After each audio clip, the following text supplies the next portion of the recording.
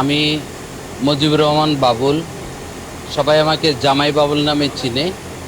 আমি মূলত বাংলাদেশ চলচ্চিত্র মেকআপম্যান সমিতির একজন সদস্য এবং আমি দীর্ঘদিন যাবৎ মেকআপম্যান হিসেবে কাজ করি চলচ্চিত্রে।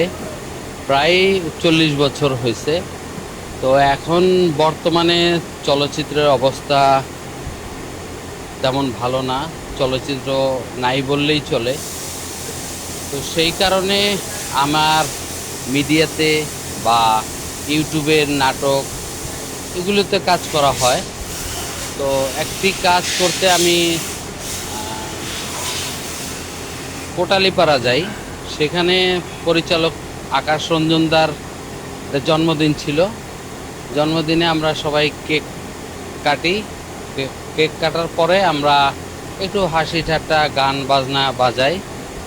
তো সেইখান থেকে একটি মেয়ে আমার সাথে একটা নাচ করে, সবাই মিলিত করি। তো ওই মেয়েটা ওর ক্যামেরা দিয়ে টিকটক বানায় ছাড়ে।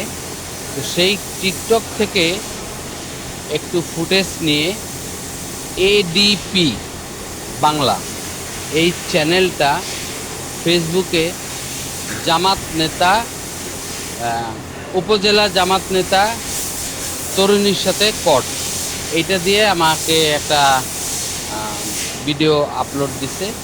সেটা প্রায় অনেক ভাইরাল।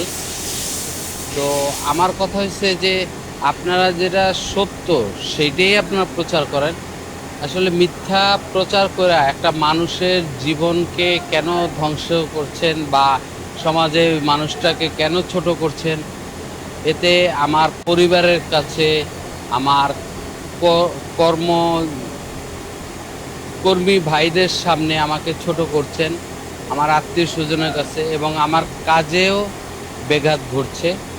তো দয়া করে এইটা আপনার সাংবাদিক ভাইয়েরা আছেন সবাই, এটা যাতে উনি ডিলেট করে বা এটা যাতে সমাধান করে ফেলায়, এটাই আমার বলা। আপনি বলছেন যে আসলে আপনার একটি ভিডিও জামাত নেতা হিসেবে প্রচার করা হয়েছে, কিন্তু আপনি যে জামাত বা অন্য কোনো রাজনৈতিক সংগঠনের সঙ্গে যুক্ত না, সেটা আমরা কিভাবে বুঝবো?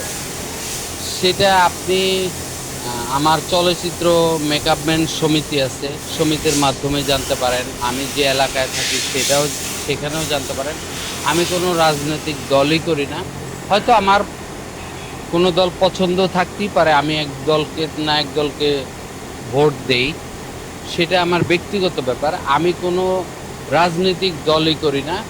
আমি আমার পেট নীতি করি। আমি আমার দুইটা মেয়ে আছে, আমার সংসার আছে। আমি আমার কর্মজীবনটাকেই প্রাধান্য দেই। আমি কোনো রাজনৈতিক দলের সাথে জড়িত না।